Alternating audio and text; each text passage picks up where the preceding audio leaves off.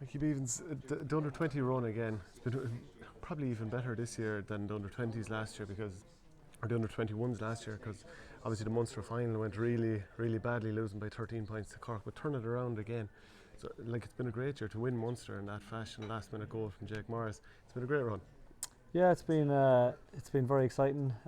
We've a really talented group of players who are working very hard. And I suppose, it was nice to win a Munster final with this group. 2 years ago as minor, they didn't progress past the semi-final stage. So it was nice for them, for the players, that we knew had potential and had ability. It was nice for them, to get the bit of silverware, even though the game could have went either way. The game against Wexford, scoring 8 goals, there was probably no excitement. It certainly wasn't. It was taken out of the game in the first half, in the sense that, Tipp always felt like Tipp were going to win the game. Just to jump back to the Munster final, 2 points down late on, ball breaks, Jake Morris gets it, probably right man, the right place. What can you explain your kind of feelings or what you saw as that was happening? I suppose I went back to the goal that Cork got. I was disappointed with that goal. That put them a point up, I think, and then they got another point on top of that. So I was still disappointed over that side of it, because I thought we should have kicked on a little bit when we went a point or two up. But obviously then I could see the players, even all the way through the game, they were fighting for every ball. So I knew if they kept that going to the end, and we asked them that before the game, we knew it to be tight. We asked them for resilience, to keep going no matter what. So they stayed fighting until the last ball, and you stay working hard, you get your breaks. And like you said, couldn't have fell to a better player in Jake. The minute that ball broke to Jake, I knew it was going to end up in the back of the net, to be honest. And what was that feeling like for you as a coach, looking on to seeing that ball hit the net? Yeah, it was a great feeling.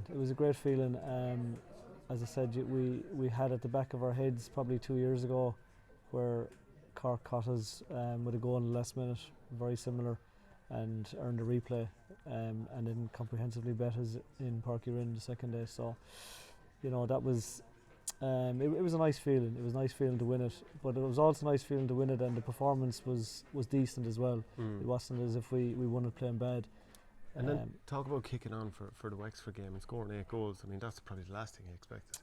No, I didn't expect to score 8 goals, but you'd be challenging the players all the time to work hard and create opportunities and ask questions of the opposition. So whether that presents itself with points or getting frees or goals, it doesn't really matter. It's just, you make the right decisions and you take what's there. So we certainly won't score 8 goals the next day, that's for sure. For someone like Billy Seymour, it seemed like everything he tried to hit against Cork just wouldn't go on target, or maybe blocked down once or twice. In this game against Wexford, then it was like everything he touched turned to gold. Yeah, that can happen. Billy's a big prospect as well. He probably was disappointed himself in the Munster final, but at the same time he was doing a lot of things right. He was getting on the ball, he was appearing in the right positions. But it's the thing with all the players and this group is they're good to play as a team, and once all the players, especially the forwards, are tuned into that, they should know that they're going to create opportunities for each other. So I think that was Billy's mindset, the Wexford game, which was very pleasing for me, that he also set up probably 2 goals as well, so that shows he's really progressing and really maturing, What sort of final are you expecting? Because the Munster final against Cork was just frenetic to watch. Yeah, we're expecting pretty much the same, a titanic battle. Like a lot of neutrals probably talked to us after and probably said that Cork were the better team. So we're under no illusions. We have to improve. We have to improve from the Munster final, and we also have to improve from the Wexford game. There was aspects of that we weren't pleased with, and Cork have improved. And Cork had a good, tough struggle against Kilkenny and showed grit and determination to come out the right end of it. So it'll be a titanic battle, and it'll probably be similar in that hopefully it'll only be a score or 2 in it. And it says a lot about the two counties that last year, in both the Munster and under-21 All-Ireland final, and this year the Munster under-20 and All-Ireland final as well. So they're both like like high achieving teams, or They certainly are, look that yeah, way. yeah. Well, as I said earlier on, we bring out the best in each other. You know, certainly every time we've met over the last couple of years, they've always been great games, and you know they've gained the interest of the public as well. So you know that's a good thing. Why not? You know, why not embrace it and go again and look forward to it? You know. And just to talk about the jump from it being an under 21 grade to under 20. So normally, like you move on year to year, you lose a year of players. Yes. You've lost 2 years of players, we'll say, in one fell swoop. Yeah. Was that difficult to transition? Not particularly. No, we probably knew it was coming. And we had about 10 players on our panel from last year that we knew would be eligible for the under 20 grade. So the experience they have is great. But at the same time, then we haven't referenced last year too much, because it would probably be disrespectful to 2/3 of the panel to be harping on about last year, you know. So we haven't done that a whole pile, only from a learning point of view.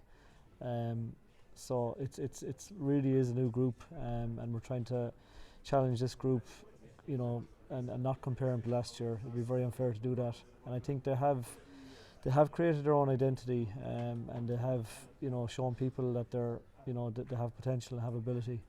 And if you look at the likes of Jerome Cahill and Jake Morris, able to step into the senior fray, and probably Jake slightly a bit more recently as well.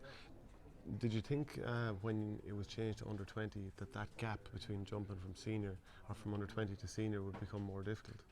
Yeah, it is, and it will be difficult, you know. And there's probably a lot expected of, you know, the younger players. Like if you look at the likes of Limerick with Kyle Hayes and Peter Casey, like people thought that, you know, we should have Tipp players of the same age, you know, producing that standard as well. But I think that was kind of a once off, and even this year Limerick showed like those players weren't as prolific this year, you know, weren't maybe able to maintain the same standards. So, you know, there's a lot of expectation when a young player comes through and maybe excites people, and then they expect them to, you know, automatically be a senior player. But it's you have to think of their age, you know. And Jake and Jerome are still very young. Paddy Cadell, any under 20 player that comes through that's on Liam Sheedy's radar maybe for next year, it's going to take time, you know. Those players you mentioned, how hard is it? Like, do you have to do anything to try and keep these lads focused, because they've got both the senior and the under 20 finals coming up in the next couple of weeks? I think we're very lucky with the three lads we have, and even with all the players we have. Like, they're just very humble, you know. They come into our training and they're as eager as than anybody else, you know. So it's great. Their feet are firmly on the ground. The same with the under 20 players, all the full panel, 35 lads. They're you know, they just want to learn, they want to develop. They love their hurling. They're you know, they have great humility, and you know that's hopefully shows in their hurling as well, you know. And then of course your Toomevara clubmate Tommy Dunne involved with the seniors as well. Like, how well do you think they've done this year? They've done brilliant. Yeah, they've done brilliant. I think Liam Sheedy and Tommy Dunne, it's, you know, just their enthusiasm and, you know, the leadership qualities that they have. I'd say being in that dressing room is, you know, is something special, because I remember hurling with Tommy as well. Great leader, great motivator, and I think a lot of the performance against Wexford especially in the last 15 minutes, you know, it was like Tommy Dunne when he was playing. Like he challenged players to enjoy the battle, you know, to fight hard, and also be able to hurl intelligently. So yeah, it was great. The seniors should be an inspiration for these under 20 players as well. That's the way we're looking at it. So we're feeding off their success as well, and that we're pushing the under 20 players to try and, you know, replicate what they're doing. And when you were baiting all around you for years in Tipp, winning all those county titles as well, like, was Tommy the man driving it? Like, what sort of leader is he in the dressing room? Is he very vocal, or is it just how he does it on the field? I know he's just he's different all the time, you know. Sometimes he wouldn't say a whole pile, maybe a small little bit, but whatever he said, you'd listen to it, you know. I think he had a great ability just to sense the mood in the dressing room, sense the mood at half time, sense the mood after a game. And with a couple of sentences, he'd just nail it. You know, he'd nail it, and he'd motivate you. And like I said, he always encouraged players to hurl to the best of their ability, and hurl with intelligence and hurl with skill. But he also, which is very important, challenged players to know how to win ugly, to battle hard, you know, to love the fight, you know, and it just great qualities. And he just instilled it in everybody, you know. And what sort of coach is he? I only had him my last year actually with Toomevara. He was our manager. He was an excellent coach. He Modern? modern and traditional. I'd say Tommy is the type that wouldn't dismiss anything, you know. So he was very good. Challenged us every night we came in. Training was always different, and very enjoyable, you know. So. And I won't put you in the position of asking you how you think the under-20 final will go, but what about the senior one? I think the senior one will be tight as well. Unlike, it's very similar to our own under-20 final, I think the two finals will be very, very tight. But I think Tipp have a bit of momentum now. I know Kilkenny had a great win against Limerick as well, but I just feel that last 15-20 minutes for Tipp was something special. So if they can bottle that heart, that determination, that fight, put their hurling on top of it, I think they'll give Kilkenny plenty to think about. Great stuff. Enjoy both finals. No bother.